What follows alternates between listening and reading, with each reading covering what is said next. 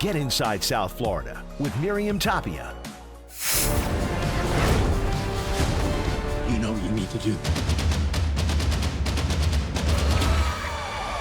Following the success of 2017's Wonder Woman, Gal Gadot is suiting up again and reprising her role in Wonder Woman 1984.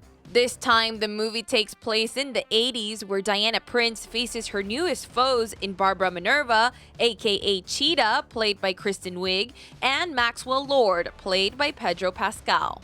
Gal is also serving as producer of the film, and Gal knew that this time around the stakes were higher than ever before. We were so committed to the fans and to the character and her legacy. And after being received in such, the best way possible with the first one, we wanted to make sure that we do an even better service now, and we raised the bar super high in order to bring something that is original and fresh and fun and bigger. And yeah. I want to know, how was it like working with Kristen? I know this is probably a different element for her. Did you have any tips for her while fighting or all the other good stuff? What did you tell her? Kristen is awesome.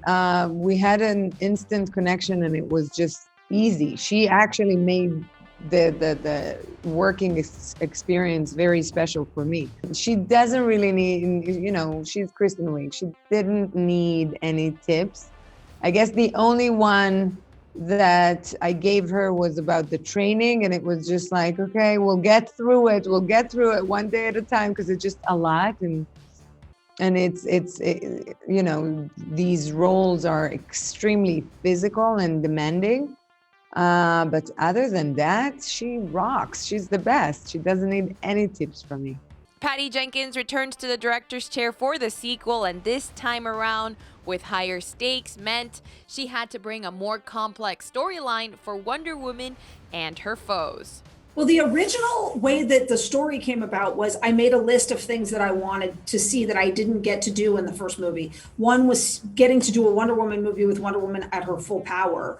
And there were a number of other things. And then Cheetah was one of the first things I said, we've got to get Cheetah in there. And I started to, and then the story started to form when I thought of what I wanted to do. And then Max Lord came out of it as well. Having both of those villains, they're such great characters, but then trying to do something that I think is very, very fun to do, which is make them incredibly grounded characters who actually, to your surprise, you really understand the depth of and what is happening. So that challenge was just so fun to not only make a villain, but make such a rich villain that it was very complex. I'm a 90s kid, but, I want to know, what inspiration did you have to kind of create this 80s world, in a time where it's a modern era? It reminded me a lot of Miami Vice, but It had a lot of touches of other things. What was your inspiration? Well, that's great, because that's exactly what we kept saying to the crew. Don't make this movie about the 80s. Make this movie as if we're in the 80s. Become so attuned to it that you're acting like we're 80s filmmakers and we have it, and this is all normal to us. So that was a blast. And then what ends up happening is you're in the process of discovery of, oh my God, did we really throw trash on the ground back then? Did we really wear our hair like that? So it ended up being really fun to have to dig back into all of that. I know the original scenario was to release it earlier this year, of course, with pandemic. Now it's being released on HBO Max and in theaters. Did you have a say on when to finally say, all right, let's release it holiday season, it's just perfect timing? Yeah, I don't think it was that simple of a conversation, because I think we were all very torn. It was a very complicated thing. In this case, and for this film only, something about it felt very right. I think that we were the ones that had been on the shelf the longest. We had talked about it coming out so many times. And the truth is, the number one reason you make films is for communion with an audience. So even though that's what makes me so dedicated to the theatrical experience, in this case, is it not just about all having this together in this time where we really could use some lightness and some light, And so it felt like the right thing to do. I'm so honored, and strangely so honored that we even get to go into some people's homes with their families for Christmas. I'm endlessly touched by that, and so excited.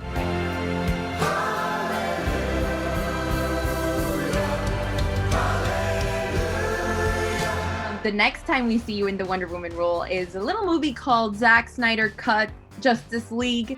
I know you can't say much, but what is something you want to do with the Wonder Woman character in the DC universe? I don't know. I would love to see them all really, come together in the most profound way. But yeah, I'm very much looking forward for the Snyder Cut. I didn't get to watch it yet, and I can't wait. Final question is, we're living through these difficult and challenging times with the pandemic. What do you want fans to receive from Wonder Woman 1984? I want them, first of all, to enjoy the movie and have a wonderful 2.5 hours of escapism and pure entertainment.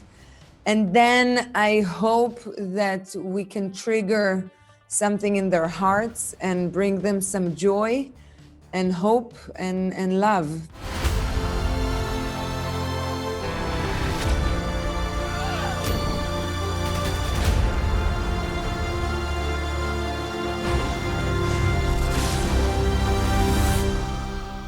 Wonder Woman 1984 hits theaters and HBO Max on Christmas Day.